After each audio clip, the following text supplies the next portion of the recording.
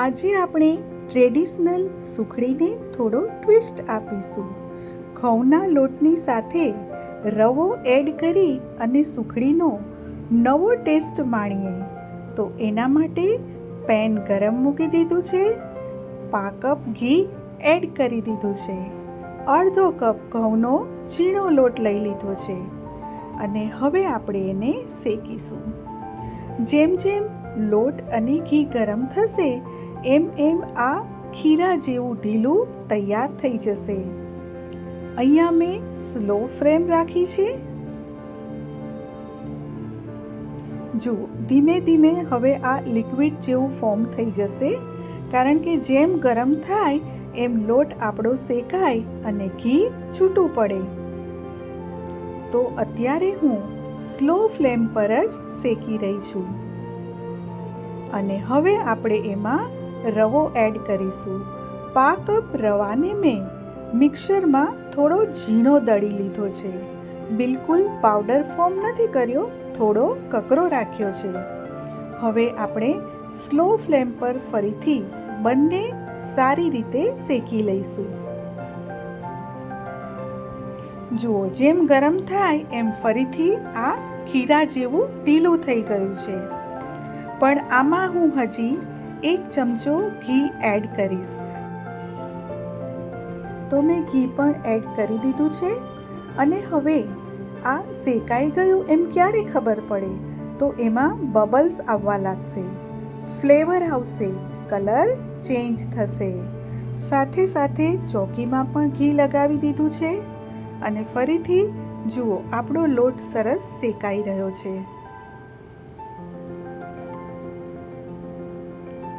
તમને ટેસ્ટ કરો તો જ ખબર પડે કે આમાં રવો એડ કર્યો છે, બાકી તો ઘઉંની હોય એવું જ લાગે. જુઓ, બબલ્સ આવી ગયા છે.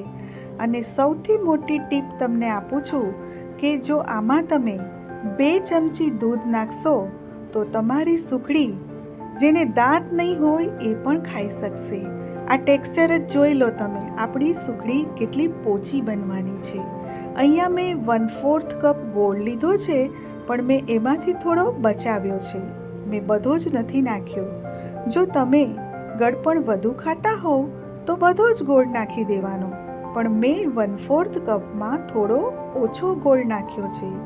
અને આ સ્ટેજ પર મેં ગેસ બંધ કરી દીધો છે અને હવે બધું જ બરાબર મિક્સ કરી લઉં છું. જુઓ, બધું જ આપણું કેવી સરસ રીતે મિક્સ થઈ ગયું છે અને કલર કેટલો સરસ છે, કાંઈ અલગ જ સુખડીનો કલર આવ્યો છે. જો તમે ચાકો ગોળ નાખશો તો થોડી લાલાશ પડતો કલર આવશે. હવે આપણે ચોકીમાં આ સુખડી કાઢી લઈશું અને બધી બાજુ સરખી રીતે સ્પ્રેડ કરી લઈશું.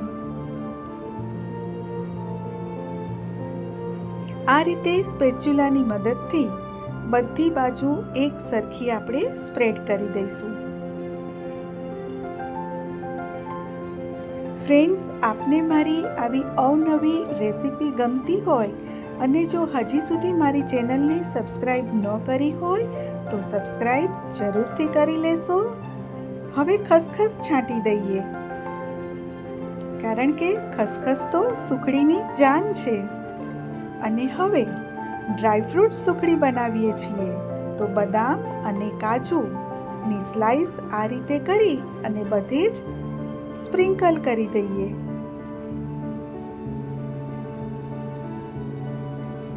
કેટલી સરસ આપણી સુખડી દેખાય છે. ચાલો હવે પિસ્તાને પણ આ રીતે સ્લાઈસ કરી અને ચારે બાજુ સ્પ્રિંકલ કરી દઈએ. અને આ સુખડીને બિલકુલ ઠંડી થવા દેવાની જરૂર જ નથી. જુઓ, હું હમણાં તરત જ પીસ પાડું છું.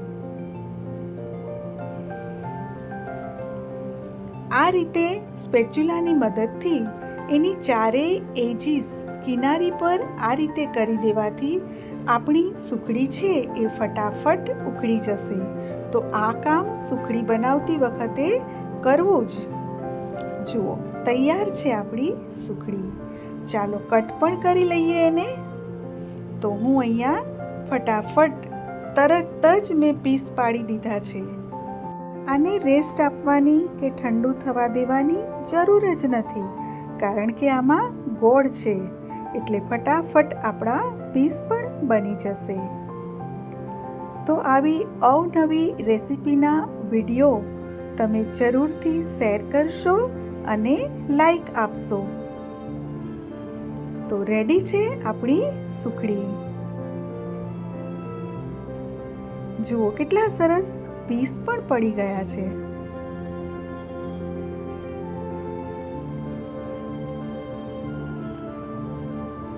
આપને મારી રેસિપી ગમી હોય તો મને કોમેન્ટ કરીને જરૂરથી જણાવશો, અને આપનું ફીડબેક મારે માટે ખૂબ જ વેલ્યુએબલ છે. ચાલો અનમોલ્ડ પણ કરી લીધી છે આપણે સુખડી. જોતા જ ખાવાનું મન થઈ જાય એવી આ સુખડીને ચાલો કટ પણ કરી જોઈએ. તો હાથ લગાડતા જ તૂટી જાય છે એવી આ પોચી સુખડી બની છે. Thanks for watching friends.